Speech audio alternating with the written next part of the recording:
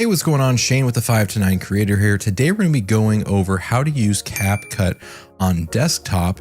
And this video is going to primarily be for beginners, but if you're intermediate or maybe you've used CapCut in the past but don't understand the full extent that you can use CapCut, or maybe there's some things you've run into you're not exactly sure how they work, we're going to be diving deep into each and every aspect of the CapCut platform. So I'm realizing now that I probably should have recorded myself talking while I was doing the tutorial, but I didn't do that. So I'm going to be implanting clips to help explain more detailed and more complicated concepts in this tutorial. So the very first thing that we want to do is kind of start with the boring stuff, right? Let's come up here to the top left where it says menu, and you've got some of your familiar suspects here. You got file, where you can import and export a file, project, you can do some editing here. What I really want to focus on is layout. So if you're somebody who has 2 monitors, I would highly recommend looking into the different layouts that you can have depending on what part of your project you are editing. So what I'm in right now is what's called the default layout.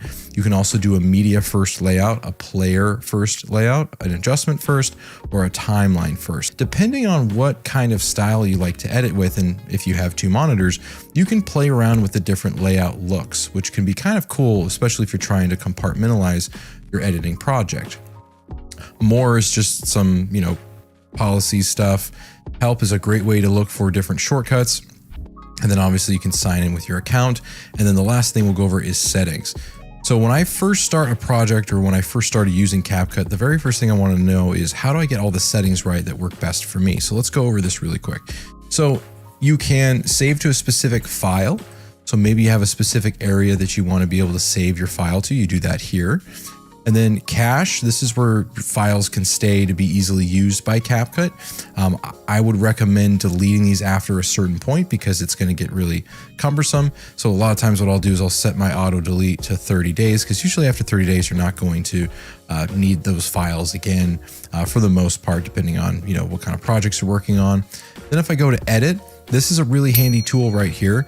Anytime I import an image, it will automatically be a certain durations in seconds. So this is naturally defaulted to 5 seconds. I changed to 2.5 because I noticed that most of the time I don't need a file that's shorter than 2.5, and sometimes I'll drag it out to 5 seconds, but that's a cool little tool there. Something that not a lot of people talk about is this free layer aspect. So what is free layer?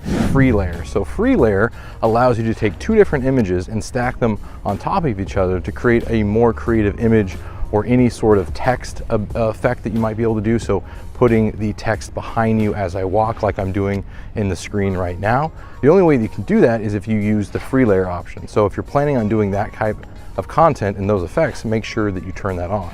It's not often talked about because it's one of those more advanced features, but if you plan on doing some more advanced style CapCut editing, you want to make sure that you turn free layer on. Now, once you turn it on and save the project, you cannot go back to not free layer. So just keep that in mind. If you're going to, do some more advanced editing, I highly recommend using the free layer portion of this. Then you can change the frame rate here. I usually only operate in either 30 or 24, so I keep it between those 2 areas. And then you can save the time code to look a different way if you want to. The next thing is performance. Now, I actually recommend that everyone who uses CapCut and uses high quality files like a 1080p or even a 4K to look at this part of the settings. So you have what's called encode settings, speed up hardware encoding, speed up hardware decoding. This is just going to speed up your processor when you're doing any sort of encoding, or you're watching 4K files, or you're exporting a project. So you want to have those checked. And then render interface with GPU, you also want to have that checked. And by the way, each one of these has a little question mark next to it. So if you're not exactly sure what it means, you can hover over that and it will give you a little overview of what that means. A proxy file is going to allow you to edit at a lower resolution. So something like a 540 or a 340 or something like that, a low resolution file, so your project can be edited quicker. And then when you go to export, it's going to come back to that full quality 4K, 2K, or whatever you're working with. So if you're working with a lot of 4K files, I highly recommend that you click this proxy. That being said, I work with 4K files pretty much every single day, and I've never had to turn this on. Fun fact, if you use Premiere, it can barely handle a 4K file, let alone anything above that. So that's one of the interesting things about CapCut that I found is that it handles 4K files, it handles big files really well, especially during exporting. And then you can set a location where you want your proxies to be stored. I usually store it in a folder near my projects for CapCut. Then the last one is English, or I should say the last one is settings for language. I have English for obvious reasons. All right, now we've got some of that boring stuff out of the way. We're gonna go and focus on these top left layers over here. So if we click on media, there's two options here. There's local media and library media. Library media is just sort of some media stuff that comes with CapCut. I very rarely use any of this because I don't really need to, but if you wanted to do one of those bars and tones, you could use that. You could also click on this and drag it down to the timeline. This is just a black video that you could put some text over the top of. They also have a white video that you could use if you wanted a white background. And then they also have a transparent background, which I have never used, but I think that's kind of interesting that they have that as a feature. Then if you go to local, this is where you're going to import your own video, audio, and image files. So if I click on this, I'll go ahead and just select a random video. I'll upload that. We'll be using that as part of our tutorial today. So that's essentially what media is. This is where you keep all of your files.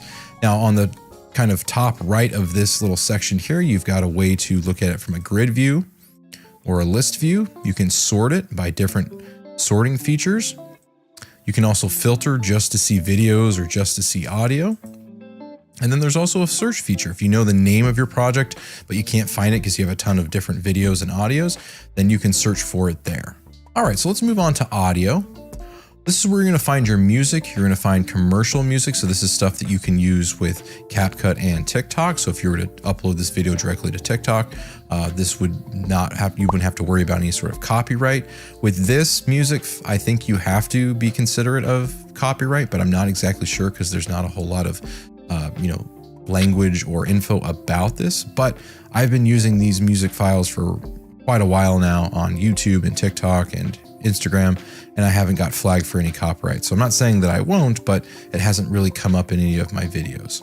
There's a bunch of different audios to search from. I haven't had to find any other audios outside of this so far, mainly because there's a pretty extensive library of different music you can use. Sound effects. Sound effects add that extra oomph to your content. It really makes it pop and stand out, and makes it highly engaging. And the cool thing about all of these, whether it's a music file or a sound effect, is that you can hit this little star button, and that's going to save it to your favorites so you can use it later. So if you find a sound effect that you're going to use often or that you like, you can hit this little star button and it will save it for you in your favorites. And you go to this little tab on the left, click favorites, and you can see I've got Bell Ding as one of my favorites.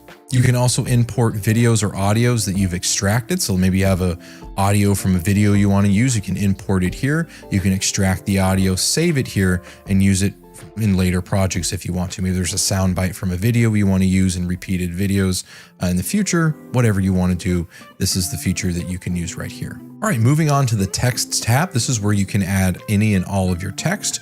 This first tab here is just a very basic default text tab. You just click this and it will add some text to your timeline down at the bottom. There's effects. So this is where you can get all those really cool text effects. Some of them are pro, so you have to have the pro version, but a lot of them are free. A lot of the really cool ones are free. So you can add these effects to the text that you put on your screen to really make it stand out and make it different. There's lots of different things that you can use to choose from. In fact, you probably wouldn't ever have to customize your text if you end up liking a lot of these effects that you can just throw on and use repeatedly. Then we have text templates. So these are little templates that come with CapCut. And these go directly onto your video, the animation and everything. The font stays pretty much the same, but you can customize what this says. You can customize this to say my vlog or my blog in this case. So you can do a lot of different things with these texts. These are highly customizable other than the animations and such, but that's kind of a cool way to add some text to your screen without having to know any sort of visual effects skills. They've got things for vlogs. They've got things for social media, like buttons, subscribe buttons, tag me, share, all these different things. I definitely recommend that you explore the vast majority. And from what I've been able to find, no other free, let alone paid platform gives you this many cool visual effects for text or video, for audio, all of these different things than CapCut does. So considering it's free, It's insanely packed with value and tons of cool effects. So then we can also do auto captions, which is probably CapCut's most recognizable feature and probably the thing that makes it stand out from a lot of other video editing softwares. If I had a video here, I could easily do some auto captions, and we'll go over auto captions in a more dedicated video. But the auto captions feature is one of the easiest ones to use in all of video editing. Easier than Premiere, easier than Resolve, easier than pretty much any single video editing software. So the fact that you can get this for free, this high quality auto captions, is pretty mind-blowing to me. Now, the one downside that CapCut has when it comes to text is that, let's say that you add your own text and you have a style, maybe you got some branding, you got some stuff that's customized for your brand, for your business. You can't save whatever you design over here on the right-hand side. So if I added some glow effects, a background, some stroke, whatever I decide to do to my text, I can't save that as a preset. I can't save that for later. Now, if it was just a text file like this, you could save it within your project. You could do something like lock the track so that when you go back and delete it, it's sort of the staple form. But if you wanted to have a custom auto captions, you can't save any sort of preset, which is really a bummer. And it kind of puzzles me how CapCut doesn't have this feature available. And then local captions, what you can do is if you have a transcript or something else that's outside of CapCut or outside of your video, you can import that here. I don't ever use this, so I don't know much about it, but I know that that feature exists if you're the kind of person that wants to import your captions. Are you still watching? Good, because I want you to learn a lot about video editing, and I want you to be a better video editor than you've ever been in your entire life, which is why I'm creating these videos. If you absolutely hate this video, I want to know why, because I want to make the best videos possible. As a part-time creator, it's not always easy to find time to make great videos, but that's no excuse. Let me know in the comment section down below what I can do better as a video editor and content creator. All right, moving on to the next tab, stickers. These are also, PNGs, animated GIFs, all these different things to really add a lot of detail and context to your video, a lot of engaging factors. I have a lot of my favorites right here, kind of this angry emoji, a lot of these circles, check mark buttons, a lot of arrows. I like some of these pixelated squares that I can use to, jokingly block something out, or use this cool little animation that you see in a lot of anime and stuff like that. So what's cool about this is you can hover over these and really see what they do before you even put them on your project.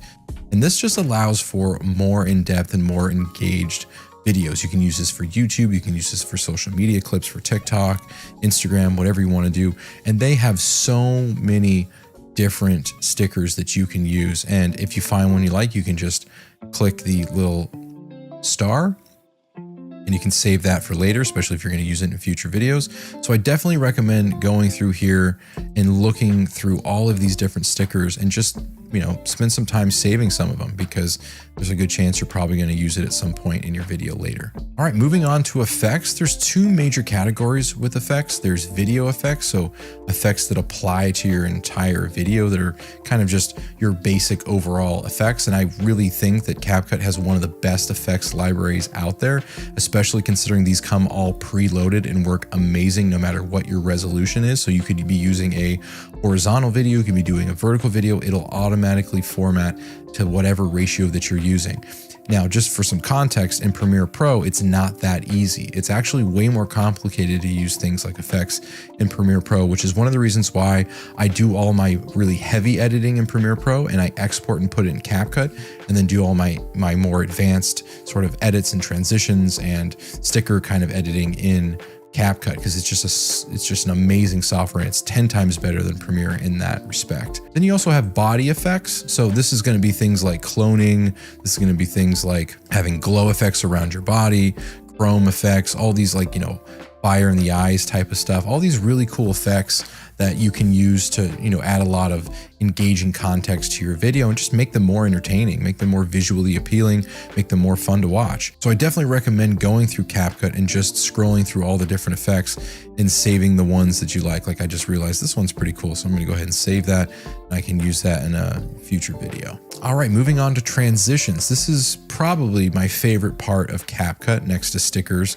And that's because there aren't a lot of softwares that have this many free transitions that make your videos just 10 times cooler. Even if you're doing some basic videos with maybe a couple of cuts to different scenes here and there, adding a high quality transition that really is engaging and visually appealing makes all the difference in your videos. I can't tell you how much better and more entertaining my videos are simply because I started using CapCut and using transitions within CapCut. So there's lots of different ones that you can look through, like the stickers, like the effects. You sort of just have to go in and start looking at the ones that you want to use, because there's lots of free ones, and depending on your project, you might have one transition that works better than another. All right, moving on to filters. There's lots of awesome free filters that you can use. You can use things like a negative, you can use black and white filters, and this can change the visual appeal of your video, whether it's your entire video or just a section of your video, to really change the mood of that video. And you can even add some audio effects to your video to even enhance that sort of mood. But these filters really can change the look and feel of your video in a split second, even if it's just a short clip in your video. All right, moving on to the adjustments tab. If you kind of similar to text tab, if you take this adjustment and you bring it down here, you can add an adjustment layer, so to speak. It has limited functionality, but you can essentially change a portion of your clip to look a certain way. So let's go back to media really quickly. Let's drag this down. And let's say that I wanted to make the first half of my video look a little bit different than the second half. Let's delete this text really quick. So this adjustment layer, if I put this over the portion of the clip that I want to edit, I can make this clip a lot more blue and a lot more purple. And then as it gets passed, it changes really quickly. So this can add a very small little adjustment I'm at home with my daughter right now to your clip, just to have that visual change. And this is super important in things like, YouTube videos and social media videos, where something that's visually changing on the screen is going to keep people's attention for longer. So this is kind of a cool little feature that you're going to be able to do. Now, we'll also go over what this right panel over here is. You can also adjust the colors over here if you want to affect the entire video and not just a portion of the video there. All right, now that we've gone over the tabs on the left, let's go ahead and actually put a video in our timeline, click that video, and see all the other different options that we have. So you'll notice that now that I have a video in my timeline, the video actually pops in the middle here, and there's not a whole lot of customization you can do with this. You can take this and drag it, kind of free floating here, but you can't really put it on a different part of the screen. It sort of just wants to stay in that middle area. So I'm going to go ahead and just put it back. But when you have a video in the timeline, your video will pop up here. Now, if I want to, I can go ahead and zoom in to this if I need to see something up close. And kind of zoom out, it'll lock in place when it's back to normal. I can also change the ratio. So let's say I have this horizontal video that I actually want to turn into a social media clip. And then if I wanted to go full screen, I could do full screen. Then I hit escape if I want to exit out of that. Something else to notice over here is this little blue timestamp that you see is based on where the actual little line on the timeline is. So your little player head, where that goes, that's the blue timestamp. Now this white timestamp here is the total duration of your video. So my video is a total of 50 seconds and I'm currently at the 2-second mark. Just a little tip that I haven't heard a lot of people talk about, just in case you want to know how long your video is and you're not really sure. Another cool thing that you can do is these little audio areas, this little audio area here. If you click on that, it'll actually go to the right over here where you can view it a little bit better. And I'm going to turn my audio on really quick so you can just hear it. I just realized that with the Rode Wireless Go, if you've noticed that your sound... You can kind of see that it hovers around -12. Talk a little bit about how to customize and enhance your audio so it sounds better when you're playing it out of the screen, and so that when people are watching a video, they don't have to turn their volume on their phone or their computer all the way up. So that's kind of a cool feature, and you can just click that again if you want that to disappear. And then you obviously have your playhead here. One thing we didn't go over necessarily in the beginning was this details panel when the clip isn't selected. If you come over here to the bottom right where it says modify, this is where you can change the name of your project. So that's kind of a good place to obviously a good thing to know if you want to export it with a certain name. You can copy a project, you can keep an original place. You can change the aspect ratio from the very beginning if you want to. So I changed it to vertical earlier. You can change it back to horizontal if you wanted to. Adapted versus resolution. This can be customized. I don't necessarily recommend this. I think it's just best to keep it adapted, but if you wanted to change the resolution, you could. You need to change the frame rate. You can do that here, similar to the settings panel. Color space. Not a lot of people know what color space means, but that's because you really don't need to know much more about it. For the most part, every single project you're going to do, if you're using a phone or even a professional camera, is Rec 709 color space. If you know more about color spaces, then obviously you can use these other features that are going to be specific to your project. And as we talked about earlier, Free Layer can give you the option to change the different ways in which you layer the different content on your timeline. Performance, again, we talked about proxies before, so I won't go over that much, but you can also toggle that here. And then you can just save your project and all those details will be right there. All right, now let's go over a couple of features that we can look at now that we've had our clip selected. So when you select a clip in your timeline, this right panel here dramatically changes. This is where you're going to be able to do all the customization of your clip. So for the sake of this video, let's say that I wanted to take this horizontal video and I wanted to fit it within a vertical format for social media. Well, the first thing I would do is I've noticed that I've got this videos tab selected, and then I've got the basics tab selected there. And then I've got what's called scale. So I can make this bigger or smaller depending on what I want to do. And now I can fit that frame, my head, in that vertical frame. Now it's a pretty dang close up of my face because I'm doing a selfie video and it's not that far away from my face, but this is how you can scale your video up and down so that it fits a screen or a different aspect ratio. You can use these up and down arrows if you want to move the x-axis of your video. So like, let's say I wanted to do -200. It's going to move it to the left. If I wanted to go up and down, I move Y. If I wanted to rotate my video, I could do that. I can also use this dial to rotate. And then something you'll notice, these little diamonds, we're going to go over keyframes in a different video because that's a little bit more of an advanced feature, but you can do certain things to your video that create an animation such that it allows you to make the video move in a certain way. So that's what keyframes do kind of on the whole. We can also use something called blend. So, you know, maybe we wanted to change up the look. Maybe you've got two clips we wanted to blend together. You can do a lot of different things. I usually don't use this. I don't really have a lot of ways to use this. And so I usually just keep it normal. But if you have more creativity than I do, you can do that there. If you've got shaky footage, you can stabilize it here. You can recommend it. You can do like a medium cut or a most stable. I usually stick with recommended when I'm using shaky footage. And then over here, you'll see that it's processing. So it does take a little bit of time to make that happen. You can do some noise reduction, which is going to be noise of the video file, not noise of the sound. Sound reduction is actually a free feature, but noise reduction in terms of graininess is going to be a paid feature. And then if you have any video flicker, you have to pay to use that removing video flicker. You can also change the canvas of your video to look a little bit different. So like if I was to zoom out of this, I could add a little bit of blur. That way, if I wanted to keep this aspect ratio as it is, sound isn't that great, but I didn't want the background to be just a black screen, I could just go ahead and blur the background using this canvas feature. So that's a pretty cool little feature. Staying within video, if I wanted to cut out, maybe I've got a green screen, I can use chroma key, and then I can use the color picker to take out the background there. If I don't have a green screen, I can actually still do something what's called an auto cut. If I click this button here at the bottom, auto cut, it's going to start processing my video. It's going to slowly start taking away the background. So this takes a little bit of time, usually no more than about 15 to 20 seconds. But once you get your background all cut out, you can put something else, a different layer behind you, and it can look totally different. Let's go ahead and remove this canvas. And as you can see, I've got the entire background removed from my video. dB too high. So you probably only have it like a negative. Which is really cool if you want to change your background, or like if you're me, I do a lot of recording in my garage, and my garage is, you know, it's a garage. It's not the most aesthetically pleasing background you can have. So sometimes I'll just cut out the background of that video. So that's a pretty cool feature there.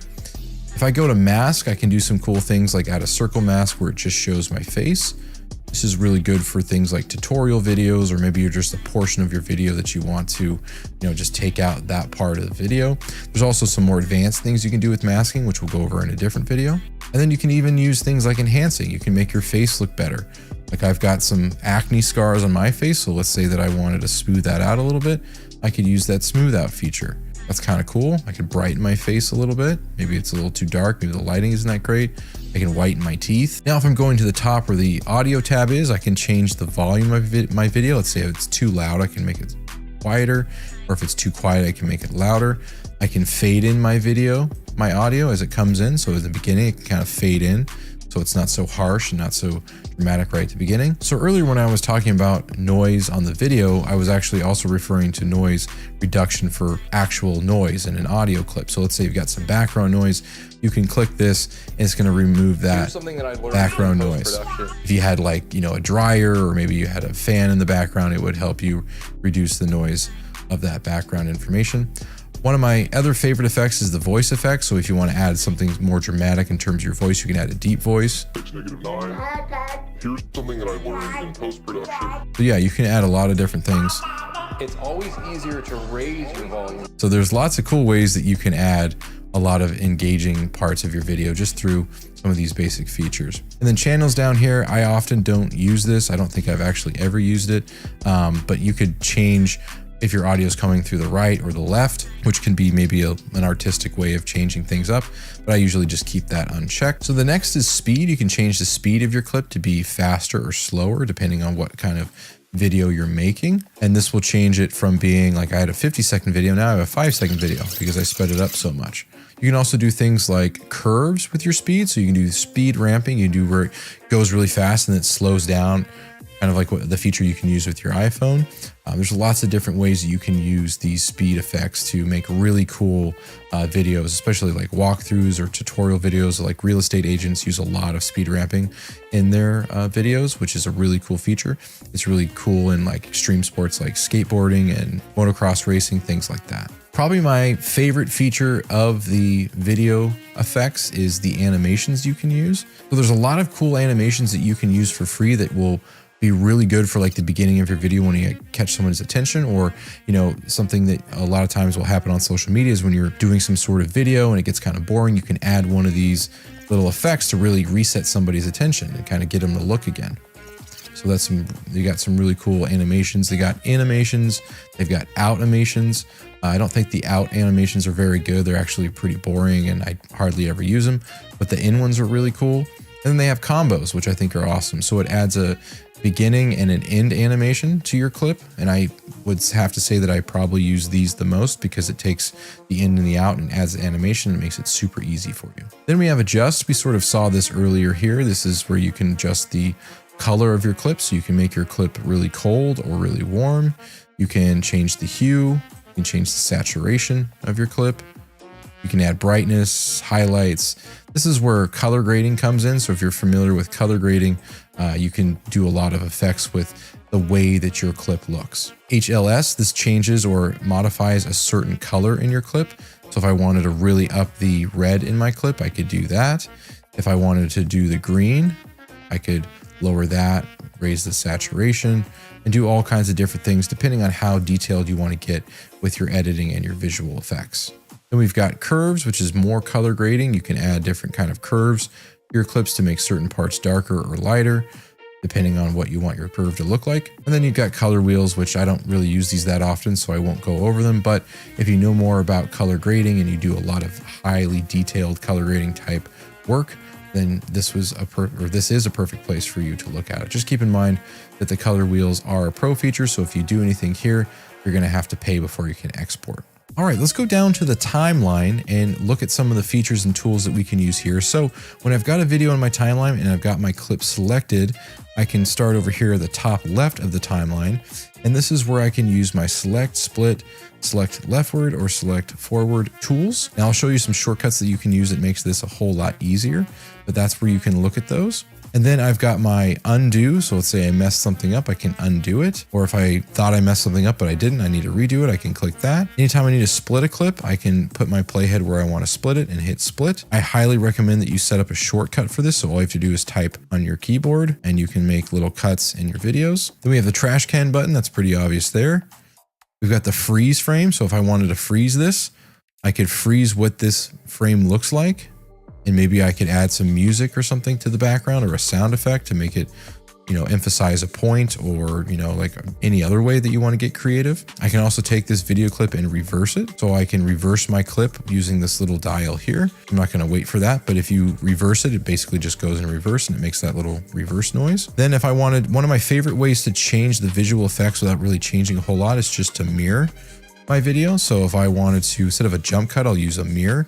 I'll take a section of a clip, I'll mirror it, and then when it goes through, Well, you can't really tell because it's sped up there, but mirroring just basically mirrors your visual. So it changes the visual appeal, but it doesn't do it so jarringly. It's kind of a little subtle way of changing what your visual looks like. Then I can rotate. I wanted to rotate this clip. I can crop it. So let's say that I only wanted my eyes in this part of the clip. I could crop just my eyes. So those are some really handy tools when you're in the middle of your edit and you want to just make some slight changes or modify your clip in some way. These tools at the top of the timeline really make things easy. All right, so now let's look at the top right of the timeline. We've got this little record button. If I click this, I can record a voiceover, which is really great, especially if you're doing some sort of like montage or just a bunch of clips that are muted that you want to talk over the top. Then I've got what's called turn off main track magnet. So if I unclick this, when I move a clip, it's not going to snap back. But if I was to move this clip with the magnet on, it just snaps right to the most recent point. So depending on what kind of editing you're doing, you might want that on. Then we have turn off auto snapping. So auto snapping just will automatically snap your clips, which is pretty cool. It makes it easier too. Like if I'm editing this portion here, it'll automatically snap it in. That makes things a lot easier to use. You could also turn that off if you wanted to. We also got turn off linkage. I'm not really sure how that feature works because I've never really used it before. I'm not ever really in a position where I'm using this sort of feature, so I don't really use it. And then you can turn off the preview axis if you want to. See how I'm kind of scrubbing through here and it's showing my clip as I'm moving along. You can turn that on or off. It totally depends on what your preference is. I personally like it for a lot of clips because a lot of times I want to keep my playhead where it is and just scrub through a clip to see kind of where I've been or where I'm going to go next. Then we have the plus and minus buttons. This allows you to zoom in and zoom out of your project. I highly recommend that you add a keyboard shortcut for this so you don't have to constantly come over here and click it. I just changed mine to the negative and the plus to make it a lot easier. And that is basically your interface. So in another video, I'm going to go over things like keyboard shortcuts to set up to make your editing 10 times faster. But that is the entire overview of how to use CapCut and some of the features that make it possible. I highly recommend that you just dive in yourself and start, now that you've watched this video, that you start using some of these features and seeing how they can best work for you. My name is Shane with the 5 to 9 Creator. Thanks a ton for watching this video. Don't forget to subscribe. Don't forget to like this video. And please, if you have any questions, comments, or you want me to do a video specifically to something that you want to learn about in CapCut on desktop, please let me know in the comment section. I'd be more than happy to help. Have a great rest of your day. I'll see you in a future video.